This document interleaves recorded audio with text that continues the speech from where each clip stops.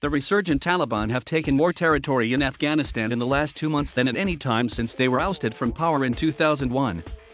Over the last 20 years, the control map of Afghanistan has been an ever-changing canvas. Here, we look at the fluctuating picture of who controls which areas.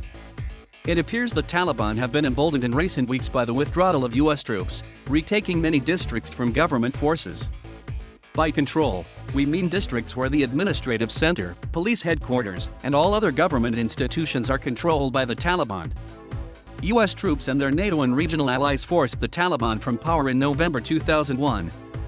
The group had been harboring Osama Bin Laden and other al-Qaeda figures linked to the September 11, 2001 attacks in the US. But despite a continued international presence in the region, billions of dollars of support and training for the Afghan government forces, the Taliban regrouped and gradually regained strength in more remote areas. Their main areas of influence were around their traditional strongholds in the south and southwest, northern Helmand, Kandahar, Uruzgan, and Zabul provinces. But also, in the hills of southern Faryab in the northwest and the mountains of Badakhshan in the northeast. About 15 million people, half the population, were reported to be living in areas either controlled by the Taliban or where the Taliban were openly present and regularly mounted attacks against government forces. Although they now control more territory than they have since 2001, the situation on the ground is fluid. The government has been forced to abandon some district administrative centers, where it could not withstand pressure from the Taliban. Others have been taken by force. Where the government has been able to reorganize its forces or gather local militias, it has recaptured some areas that were lost, or fighting in those areas continues. Although most US troops left in June, a handful remain in Kabul and the US Air Force has carried out airstrikes against Taliban positions over the past few days.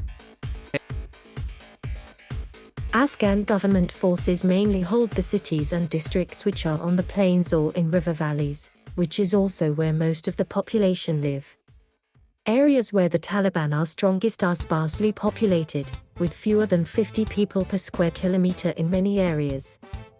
The government says it has sent reinforcements to all major cities that are threatened by the Taliban and has imposed a month-long night curfew across almost all of the country in a bid to stop the Taliban from invading cities.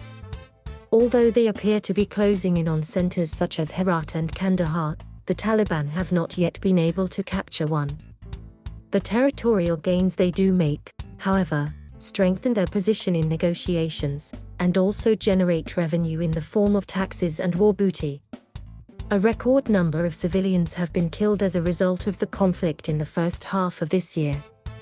The UN blames most of the 1,600 civilian deaths on the Taliban and other anti-government elements. The fighting has also forced many people to flee their homes. Around 300,000 have been displaced since the start of the year.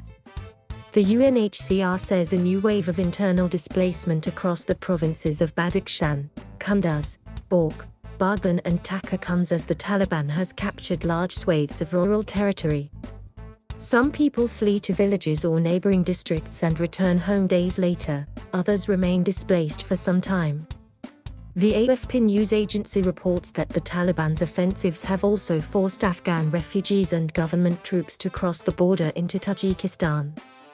The Taliban are also reported to control a number of major border crossings, including Spin Boldak, a major gateway to Pakistan.